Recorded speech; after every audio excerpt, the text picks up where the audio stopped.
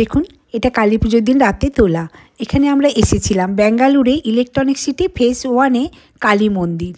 ভীষণ সুন্দর কালী মন্দিরটি। প্রচুর লোক এই কালী মন্দিরে কালী পুজোর দিন আসছিল। সবাই যে বাঙালি তা নয়, অবাঙালি মানুষও আসছিল। তো এটা ডক্টর শিবশঙ্কর ভট্টাচার্য মহাশয়ের প্রতিষ্ঠিত। তো মন্দিরটার ভেতরে ঢুকে চোখ যেন জুড়িয়ে গেল। সত্যি কোন ঠাকুর নেই, সব ঠাকুর আছে। দেখো, দুর্গা ঠাকুর আছে, তারপরে শনিদেব আছে, তারপরে লোকনাথ বাবা, বাবা মহাদেব, পঞ্চলিঙ্গ আছে এখানে, পঞ্চলিঙ্গেশ্বরই দেখলাম। তারপরে গণপতি বাবা, মানে সমস্ত ঠাকুর আছে।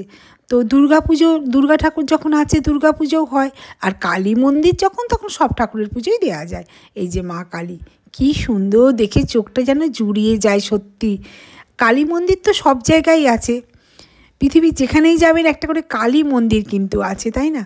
পৃথিবীর নয়, এটা বাজে কথা, আমাদের ইন্ডিয়ারও যেখানে যাবেন একটা করে কালী মন্দির আছে।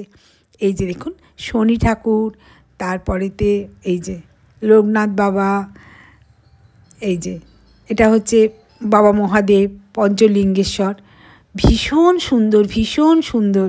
তো আমরা দেখলাম, মন প্রাণ ভরে পুজোও দেখলাম। পুজো তখনও শুরু হয়নি, 7:30টায় পুজো শুরু হবে, 9টায় অঞ্জলি। তো আমরা দেখে টেকে বাড়ি চলে এলাম, খুব ভালো লাগলো।